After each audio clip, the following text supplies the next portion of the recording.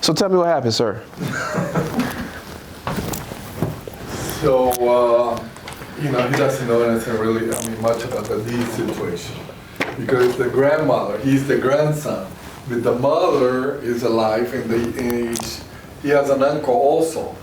So he knows he's in the will, but he doesn't know, who else, has a cut on it, or if he has a cut on it. And you was ready to go to Greensboro for some bullshit. And couldn't have translated that for you because he doesn't know real estate like you. All his job is to find somebody that is able and willing to sell a property. The rest is yours. And that guy wasn't even able. He was willing. Yeah. I'll sell you this building right now. Yeah. I ain't on the deed, but I'll sell it to you.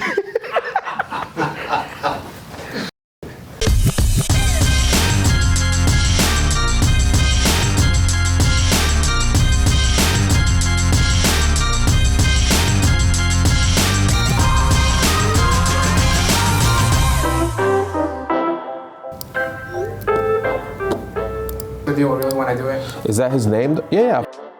And he's the only one who emailed you? Yeah. Okay. Get him a flight for next week. Coordinated with Dave because we're going to record this whole thing. I want him to be preferably here in the morning. It's a 1964 model. So that's what this one looks like. Nice brick house. I mean, I wouldn't buy it for 73, but I'd buy that for 35 all day long. Is that ours? No, that's not the hours. Oh. So this is great. Yeah, I don't think there's a good picture of ours, so that's the thing. 35, somebody just bought one for 73. Yeah. Before you know it's a rental. Yeah. So yeah, what do you think? What are? I think you go look at it. No, I know, but are you interested in something like that? I think everybody would be interested in something like that, to be honest with you. I guess it says the visual plumbing lines in this home are cross-linked polyethylene. You see, you have to be a linguist too to figure this one out. With brass fittings. The only issue here is that sometimes those joints are behind the walls. I mean, we just, it's very easy to get these lines and look at inside that brass cup, but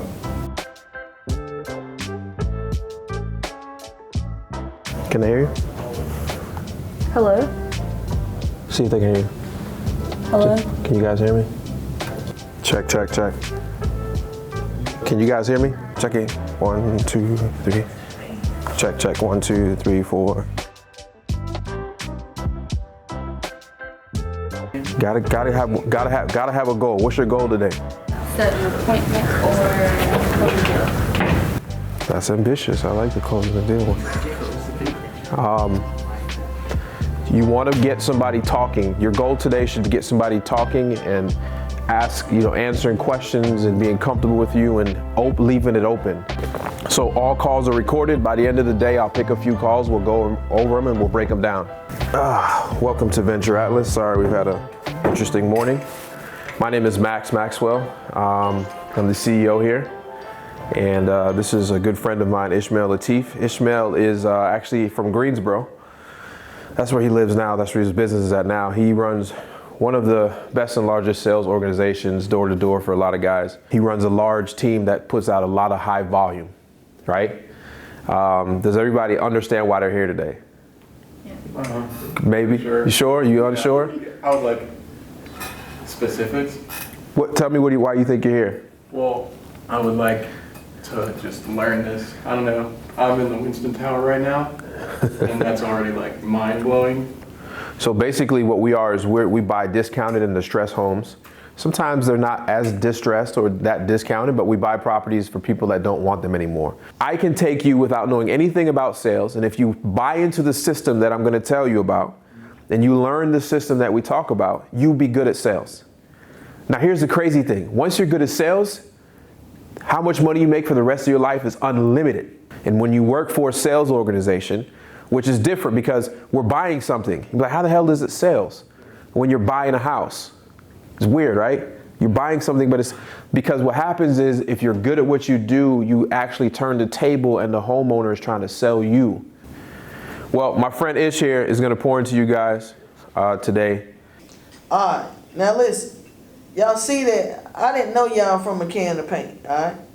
Now, how many times you been asked that question before? Often? No. Listen, I'm telling you that guess what? My mom told me I was going to waste some money. My mom told me I was a waste of time. So a lot of people told me I was a waste of time. Guess what it made me angry, mad, resentful? You know what I'm saying? You know what it made me now? Appreciative. You know why? Because if they wouldn't have done that, I wouldn't have went so hard. It's so fun when you can be grateful for your shortcomings. Like all of the people that told me I wasn't going, man, good. Now they get to say, man, I knew you could do it. That's the best feeling. When somebody that you know told you wasn't going to make it, then they come and tell you, I knew you could do it. Is it vacant? He's staying in it, but so his sister died, and he inherited it from her, and he said he needs a new roof. He put new paint on it a couple years ago, which still doesn't come anymore. But it's like $34,000. The address is on my computer, but he's still on the phone. I told him to hold for a minute. Okay. But he's open to an appointment to get an estimate or like. So just say unfortunately I wouldn't be able to give you. Do you remember the address at all? Ask that you find out what his true pain points are. He's so he has 2 other sisters, right? If they all inherited it, they're going to get a cut. You know, tell them that you'll get your acquisitions manager to get a price for him today, but really just try to prolong the conversation. You know, what will you do, or you know, stuff like that. Okay. So if you can handle it on your end, it's fine with me. Okay, so, and did they inherit the property as well? She did good. She got a lot out of him in the sense of allowing him to just talk and giving him those, oh wow, really? Those are just transitioning words to make them keep talking. So I think we did good. Then, you know, it just boils down to, it's a probate house, so you just decide what's going to be there. It's a fine line between like this indifference to, oh, you know, I don't really want to be here, and this person that I'm scared I don't want to lose this. Like it's a fine line, and sometimes we can misjudge it by, look, they scared to look at you because they don't want you to call on them because they really don't know. But then it's these other ones that don't want to look at you because they really don't care. It's a fine line, you know, but you can always tell by tomorrow.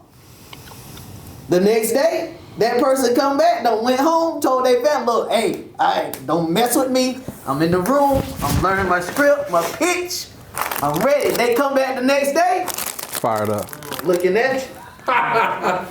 The next person come back, he's still looking the same way. Listen, they'll come back different. We do people like that because we didn't have it and we know what we got to give somebody. It's just, they don't want it like that.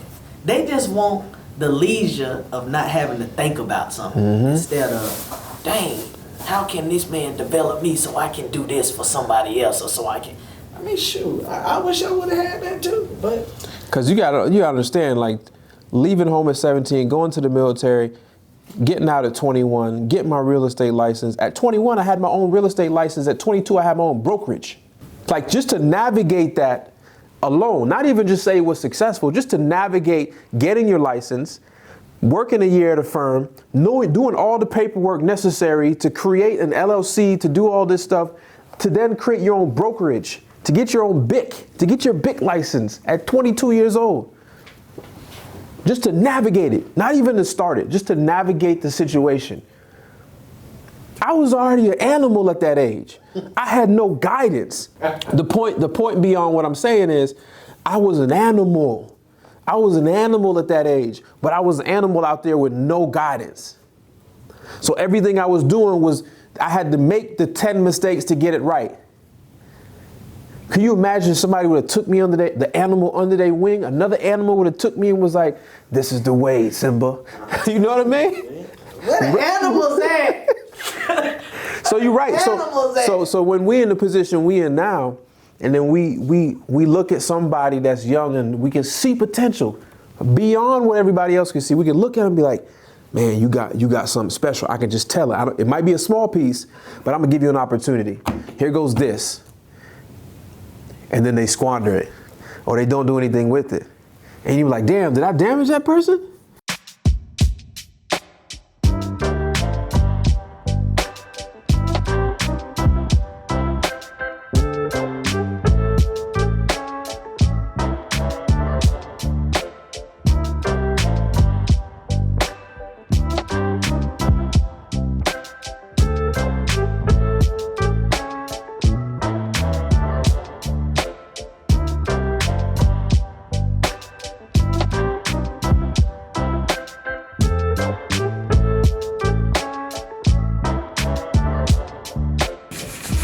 He invests a lot too, which is good. But there's investments you've never seen me make.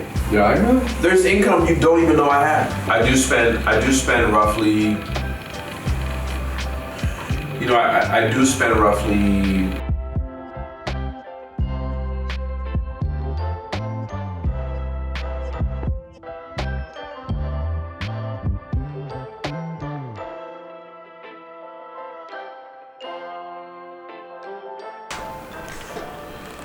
The principal of the high school wants me to do a video for the graduation of this year's class. The virtual graduation.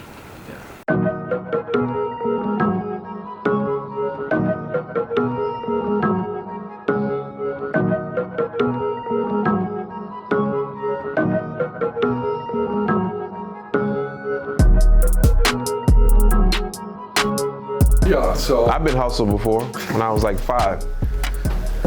Guy helps me out of some this candy. guy doesn't give me a break, that's for sure. So what do you guys think of the last 2 days? Been two? Yeah, it smells really good. Ask me some questions. I'm gonna shut up. You guys ask me some questions. How do we know when to start the appointment and how do we, like, are we setting the appointment for ourselves or for friends? You're gonna set the appointments for Francis, but the appointment should be an objective that you try to get to if you can't transition into the close on the phone. So that's called transitioning into the close, right? You want to start to make that transition into the close, and a lot of people have that fear. They get stuck in the friend zone because they've built so much rapport that they haven't, that they don't know how to ask for the close. So you can do several things. Hey John, so what do you think?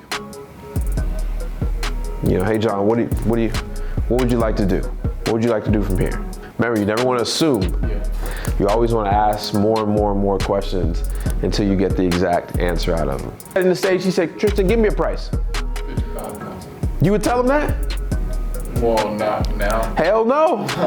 You better not tell him. You're just setting this expectation right now. I'm setting the expectation of this call. Got it? All right. So I'm not gonna give him the price. So let's go back into role play. Yeah, I inherited this property 6 months ago from my aunt. I thought I was gonna fix it up and turn it into a rental property. But I don't have a lot of time right now. What would you give me for it? All right. Well, I need to know a few questions about the house first. If you Address them by name. Address them by name. Max? All right, Max. I would like to know a few things about the house. It would only take 2 to 3 minutes of your time. Well, here's what I want you to do. I want you to think of it less as a corporate phone call and more as if you're talking to a friend, right? I have a question when it comes to that. Yeah. How far are we allowed to go with the clients? Like, how far is too far? As far- What words should we, stay away from? What words are okay to use? What do you mean? Like, Slang. no, not slang. More like real estate sensitive words. Like, I know yesterday Matt was talking about the property, the house, and home, but that's a preference. Like, what are Preference. things that we should, Give me an example of what you think would be. like a killer? I feel like if we brought up just the fact that if we didn't know so they inherited the property and it's some lost one, like how do we avoid hurting the customer instead of making the conversation a good one? So like when I said I inherited it from my aunt, Like in that situation, like he handled it well, but if the customer or the client didn't tell us about losing anybody or going through anything, how do we get them to talk about this without offending them? good question. I don't think you're going to offend anyone, and it's because you're not in the know, right? I mean, obviously you say, hey, did you get the house from a dead person?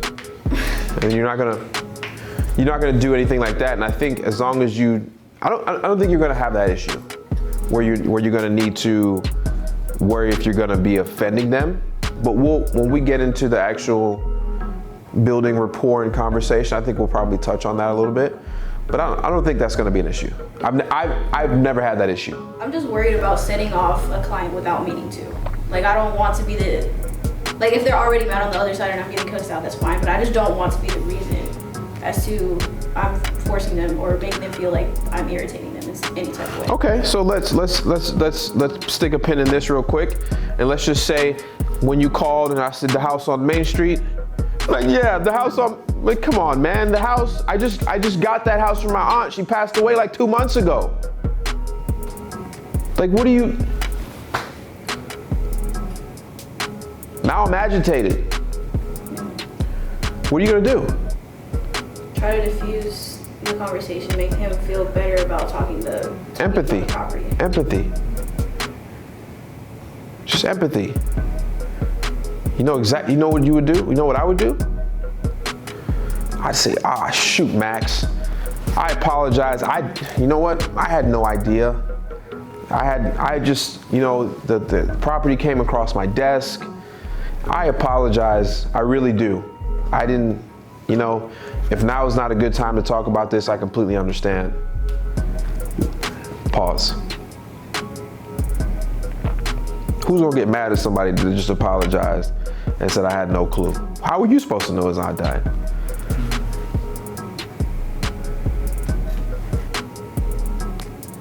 And depending on where he takes it, no, I don't want to talk about this right now. Well, look, Mr. Max, I apologize for what happened, and then you want to become some commonalities. I lost a loved one about 6 months ago, so I completely understand where you're at. I just didn't know.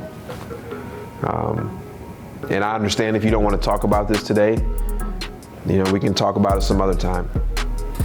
What do you want to do? That's it. He can either say yes or no. Yeah, I don't want to talk about it now. Okay, well, look, I understand this whole process. You want me to call you back in a month or so while everything, while you deal with this whole matter? 2 months from now, mark it down on your thing, tell me you're supposed to call me a month from now. And then 2 weeks later, give him another call. Hey, look, I know we talked a month ago about the house you inherited from your aunt. I don't want to be a pester. I just letting you know, hey, look, if you ever need something, I'm here. Even if I don't buy it, I want to be a resource for you. I want to be, if you need a question, if you want to turn it into a rental, whatever you want to do, call me, I'll help you. Sounds good, right? Because we are the experts. Their job is to answer calls, to see if somebody's willing to sell. Okay, now let me 5-minute conversation, especially because it's at least 30 minutes away.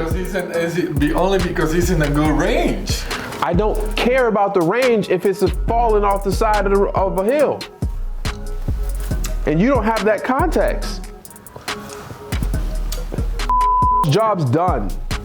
I understand that. So I think you should make a pre-appointment phone call to decide if you're even gonna go waste your time.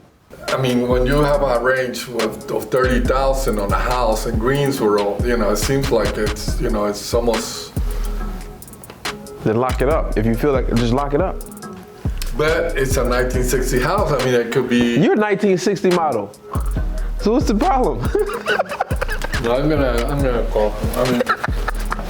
This is a difficult house to put a price on it, or because of what I see online. But you know. So Francis, I'll call him and see what I feel. here's the process I think you should do on everyone, right? Mm-hmm. I think what you should do when he throws you a deal that says the tax value is $16,000, the guy says he wants $14,000. I don't need to go see that house.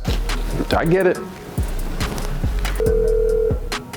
Call has been forwarded to an automated voice messaging system. Second time it's done that. 3. So tell me what happened, sir. So, you know, he doesn't know anything really, much about the deed situation.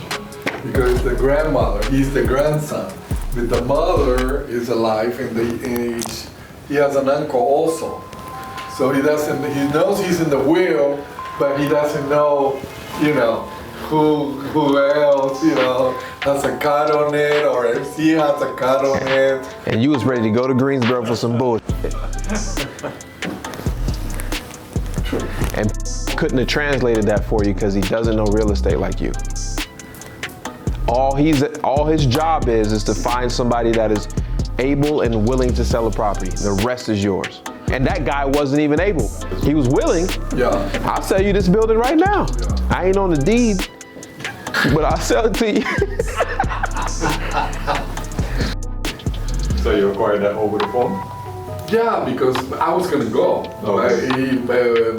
Paul made an appointment for me. He asked me if 2 was good. I said, yeah. So I said, I'm gonna go see an appointment. He's like, why don't you call him first? Mm-hmm. And then I'm like, well, he already, you know, agreed on a good range, you know, $30,000 for a house in Greensboro for a 3-1. And I'm like, yeah, but still go because maybe something about it that, you know, it's not really a deal or anything. I'm like, man, the range is great. And he's like, listen, why don't you just call and figure it out? And and then I called and You called. He called after 8.5 minutes of arguing with me that he shouldn't call, and I'm like, Francis, you should call before every appointment. True. Yeah. I mean, I accept when I'm wrong. That's a good thing. Yeah. Yes, you do. I do. Yes, you do. Yes, you do. You know, when I'm wrong, and I accept. So, and he was right. I want to ask, have you ever thought about getting a cash offer for your property? Are you selling and do you want a cash offer? It's 2 different things. Well, I wasn't selling, but you talking cash, I'll be interested. At 1 o'clock, I'm gonna do training in that hallway with them. Right? So it's like, yo, Deontay, you selling those Yeezys? No. Would you have thought about getting a cash offer on them? I'm more open to it. So you're not selling them, but I told you I was gonna buy cash. You may want to hear me out. Yeah. 2 different things, right? Yeah. Now I wasn't thinking about selling, but now that you're talking about cash, what you got? On the phone, they confirm they own the house, and they say, yeah, okay, what do you want? And that's where y'all freeze up. Because about that time at night, y'all go to the training and y'all fall asleep with your laptop or your phone in your hand, and you didn't get any further. So you got to say, guy asked me what I want. Should I let him take charge of the conversation? Or should I take back charge? Because I know I got the right guy. I know he owns the house because he just said, what about it? You interested in selling? Have you ever thought of, hey, Deontay, have you ever thought about getting a cash offer on that property? No, I haven't actually. Okay. Would you be interested today if I could maybe get a cash offer for you? Depends on how much, but yeah. Okay. Well, look, Deontay, before I move forward, I just want to ask you, do you have maybe 3 to 5 minutes that I can get some information from you so I can give you a better price or cash offer? Yeah, I got time. Perfect. Well, how are you doing today? I'm doing well. How are you doing? I'm doing great. So what did I just do? I set the expectation now, right? Yeah. What's my next step?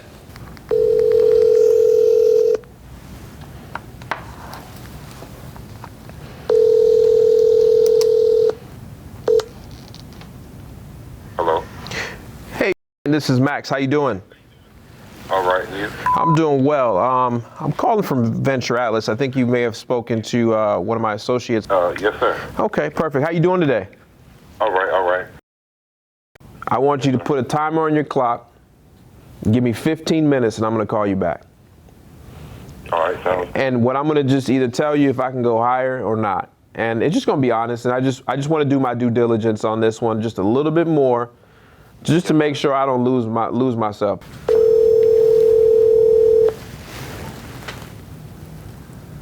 Oh. Hey, this is Max. Can you hear me? Yes, sir. Yes, sir. Cool. So I called you back on time, right? Okay. Yes, sir. I want to be a man of my word. I tell you what. If I can get the one, would you make it happen today? Yes. So what I'll do is we have our own in-house attorney, paralegal, and all that stuff. I'm gonna have them do some research and try to get you out of contract in the next 30 minutes. Okay. Does that work? That sounds good, man. I didn't think I was gonna be buying a house today, but I guess I am. Congratulations, man. Just pray everything works out for the both of us, man. So you'll be hearing from me soon. And if you need anything or want to text me, this is my personal line. Yes, sir. All right. Sounds good. We'll talk soon. Mm-hmm. Okay. Bye-bye. Bye-bye. Remember when I told y'all about awkward silence? Y'all hate awkward. I love awkward silence. It's like, When you're on the, I'm trying to figure out, because when you're on the phone, it doesn't seem awkward, but when I'm on the phone, it feels like all the pressure's on me. because you act like you're selling and you forget that they selling you. I ain't got to buy the house. Because if they want to sell it, they need to convince me why I need to buy it. Me and my mentality and your mentality when I jump on the phone is two different things. So y'all do some real role playing. Try to figure it out. We'll do that for a good 45 minutes or so. You've seen 2 examples in 2 weeks. 2 phone calls, 2 closes. I'm what you call batting 100. Dave, what do you need to I'm batting 1,000. What do you need to be in the Hall of Fame in baseball? 3 out of 10, and I'm 2 out of 2.